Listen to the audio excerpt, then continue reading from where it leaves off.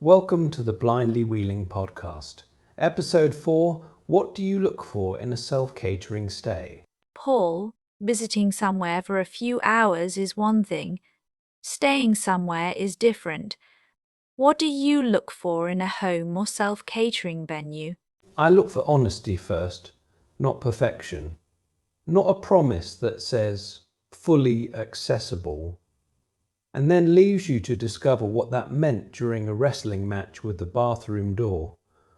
I want to know what the place is really like. Because you are not just visiting the space. Exactly, you are living in it, even if only for a few days. Small things repeat.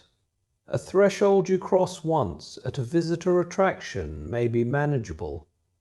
A threshold you cross 10 times a day at a cottage becomes part of the story of the stay. Can you give us an example? I remember booking a place that looked beautiful online. Lovely photos, warm lighting, the kind of kitchen that makes you imagine yourself becoming the sort of person who calmly chops herbs. The description sounded encouraging. When I arrived, the place was not bad.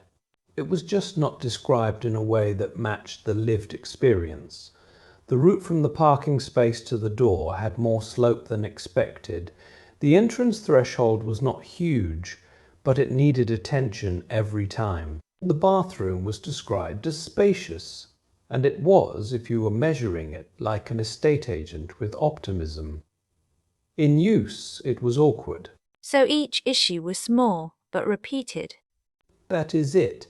Accommodation magnifies detail.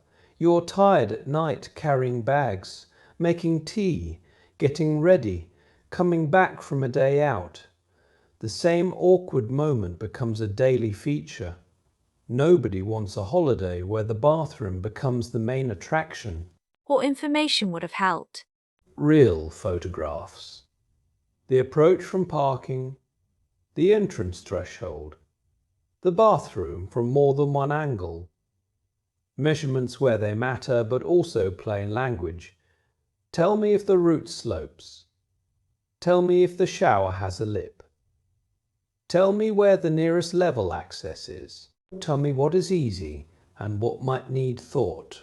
Some hosts may worry that honesty puts people off. I understand that worry, but honesty usually does the opposite. It builds trust. The right guest will appreciate knowing. The wrong guest for that specific setup avoids a disappointing stay. That is better for everyone. What should owners do practically? Stay in the space as a guest would. Arrive with a bag. Use the entrance. Make a drink. Use the bathroom. Move from bedroom to kitchen. Notice where your body has to adapt to the building. Better still, invite disabled guests or access reviewers to give feedback. What about wording? Avoid vague claims.